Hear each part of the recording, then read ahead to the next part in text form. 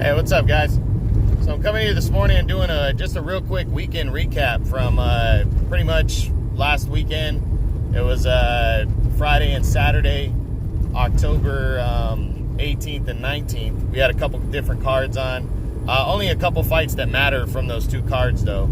So I'm going to go with the Friday night card. You had a big light heavyweight unification bout that took place in the main event of on ESPN. It was undefeated IBF champion Artur Beterbiev and undefeated WBC champion Alexander Volcik.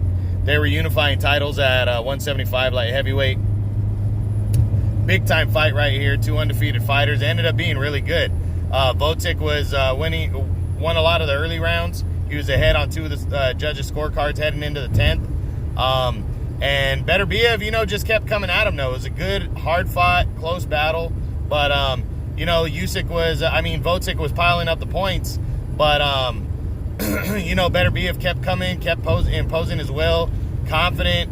And Volcik just couldn't keep him off. And finally, he wore him down in the second half. And in the 10th round, he had hurt him in the 9th, you could tell.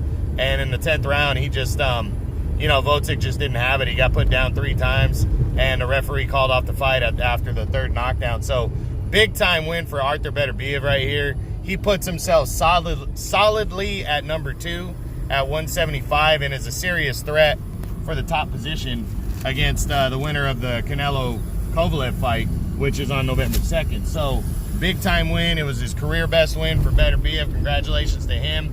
Volcik got a mild concussion. Went to the hospital. He was released a day or 2 later. He's cool. Not quite sure when he's going to be back. I'm sure it's going to be sometime next year. But he put up a good performance. And, I really hope he just jumps back in feet first after that loss, because he really has nothing to hang his head about. He fought hard. It was a good fight. So, really good action. Brand new unified light heavyweight champion, Artur Beterbiev.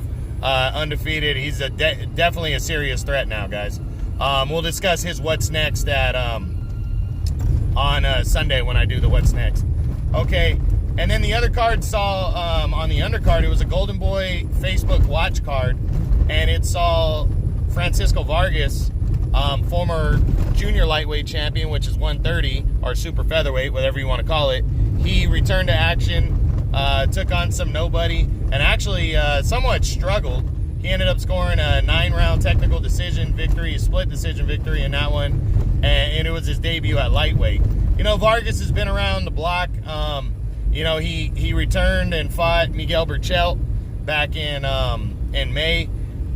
He got knocked out again in a rematch, and that was that was the only guy he's ever lost to. He's been knocked out twice now against him, but he's 34. He's past his prime. He's been in a lot of wars. And he's trying it at lightweight.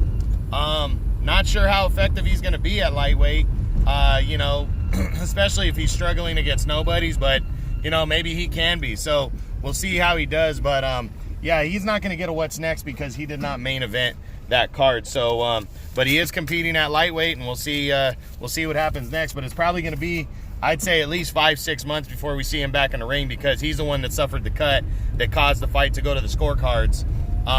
And be ruled a technical decision. So I'm saying about maybe a 5-6 month layoff before we see Vargas back in the ring competing at lightweight.